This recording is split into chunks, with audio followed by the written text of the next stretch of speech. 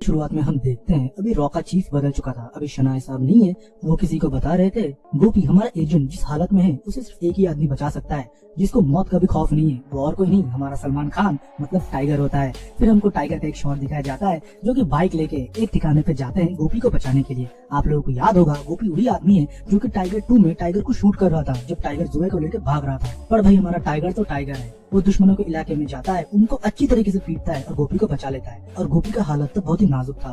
वो जाते जाते ये बोल जाता है हमारा एक एजेंट हमको डबल क्रॉस कर रहा है, वो और कोई नहीं तेरी बीवी जोया है। फिर क्या टाइगर जोया पे नजर रखने लगा, उनका एक बेटा भी होता है और वो बहुत बड़ा हो चुका है। हमको टाइगर जिंदा है उसका एक झलक हमको दिखा था। एक सस्पेक्ट को बचाने के लिए जब टाइगर भेस बदल के जाता है उधर जोया भी पहुंचती है, पर जोया टाइगर को पहचान नहीं पाती। जब वो लोग आमने सामने होते हैं तब पीछे से एक आदमी आता है और टाइगर के सर पे मार देता है। फिर हम देखते हैं इमरान हाशमी मतलब हमारा मेन विलेन का झलक, जो कि बहुत ही खौफनाक दिख रहा था। मतलब वायरस के पूरे यूनिवर्स में मुझे तो लगा कि इसके अंदर सॉलिड दम था। जैसे पठान में जॉन इब्राहिम ने हीरो के पेजेंट्स को भी परेशानी में डाल दिया था, वैसे टाइगर 3 में इमरान हाशमी ने भी टाइगर को अच्छा टक्कर दिया है। मतलब सलमान भाई का अगर सॉलिड बॉडी है तो इमरान का भी बहुत ही तेज दिमाग। हम देखते हैं आतिश मतलब इमरान आता है और बोलता है टाइगर तुमसे मेरी पुरानी दुश्मनी है, फिलहाल तुम्हारे पास 2 ऑप्शन है, मेरी बात मानो नहीं तो तुम्हारे बेटे को मैंने एक ऐसा इंजेक्शन दिया है कि अगले 24 घंटे में अगर वो इंजेक्शन फिर से नहीं लगा तो वो मर जाएगा। फिर क्या था, हम देखते हैं टाइगर और जोया फिर से मिशन में निकलते हैं, पर इस बार आतिश के लिए उसका काम करने के लिए वो लोग चाइना पहुंचते हैं एक खुफिया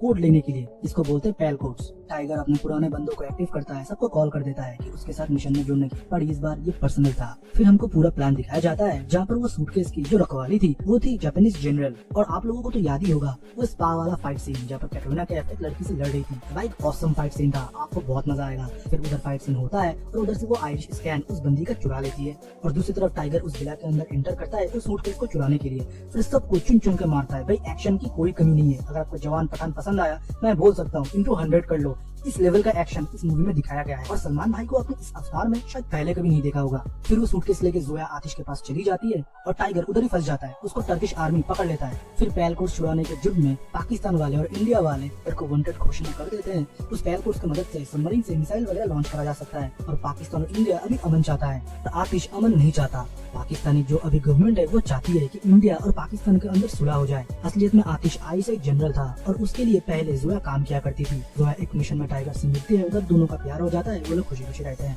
पर इससे पहले आतिश के साथ एक इंसिडेंट हुआ था। जोया ने आतिश को फंसवा दिया था और आतिश को जेल हो गया था। सिर्फ इतना ही नहीं, आतिश की वाइफ और बच्ची भी तब मारी गई थी। इसलिए आतिश चाहता है कि पाकिस्तान के थ्रू वो इंडिया से बदला ले और टाइगर उसका पहला निशाना था। तो टाइगर ने उसके वाइफ और बच्चे को मारा था। टाइगर को जेल में बहुत टॉर्चर किया जाता है, उसे वो लोग बहुत मारते पीटते हैं।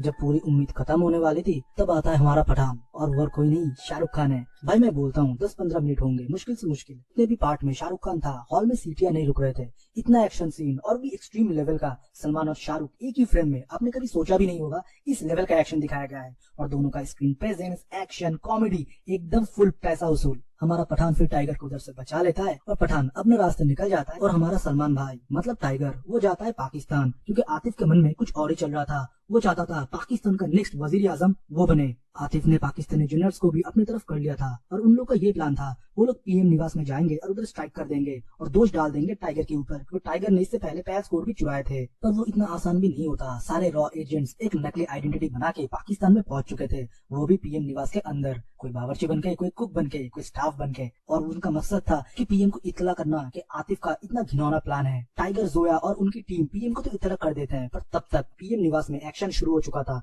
मतलब जनरल उनके लोग गन वगैरह लेके उधर पहुंच चुके थे और टाइगर के साथ उन लोगों का घमासान फाइट होता है, जिसके बीच रॉ का एक एजेंट शहीद हो जाता है और टाइगर, जोया सब लोग बहुत रो रहे थे। ये सीन बहुत ही हार्ट टचिंग है। और भाई इमरान हाशमी ने जहाँ पर ये विलेन का रोल निभाया है ना, एक एक के वो चक्के छुड़ा रहा था। मतलब उसको पकड़ना नामुमकिन हो चुका था एक पॉइंट तक। जब वो कंफर्म हो गया कि टाइगर पीएम निवास में आ चुका है, उसका काम और भी इजी हो गया। अब उसका प्लान ये था कि पीएम को वो खुद मारेगा, दोष डाल देगा टाइगर के ऊपर। सब लोग उसको देशद्रोही मानेंगे, न वो अपने देश में जा सकता है न पाकिस्तान में रुक सकता है। फिर उसको मौत की सजा सुनाया जाएगा। पर भाई आप लोगों को तो पता है ना, जब तक टाइगर मरा नहीं तब तक टाइगर हरा नहीं। भाई इस पंचलाइन पे इतना सीटियां पड़े है ना, 7:20 का मेरा शो था, पूरा हॉल चीख रहा था, कोई डायलॉग नहीं सुनाई दे रहा था। अब सोच सकते हो सलमान खान का किस लेवल का स्टारडम है। तो आतिश के कैरेक्टर ने भी अच्छा खासा लास्ट तक फाइट किया, पर अपने टाइगर भाई के सामने कोई बोल सकता है क्या। और लास्ट में टाइगर आईएसआई जनरल आतिश को हरा देता है। तभी पाकिस्तान के पीएम अनाउंस कर देते हैं कि टाइगर कोई गद्दार नहीं था, हमारा देश का ही आदमी और आईएसआई का जनरल आतिश मिलकर टाइगर को फंसा रहे थे। वो लोग ये चाहते थे कि दोनों देश में अमल ना हो। इसके साथ हमारा टाइगर 3 मूवी एंड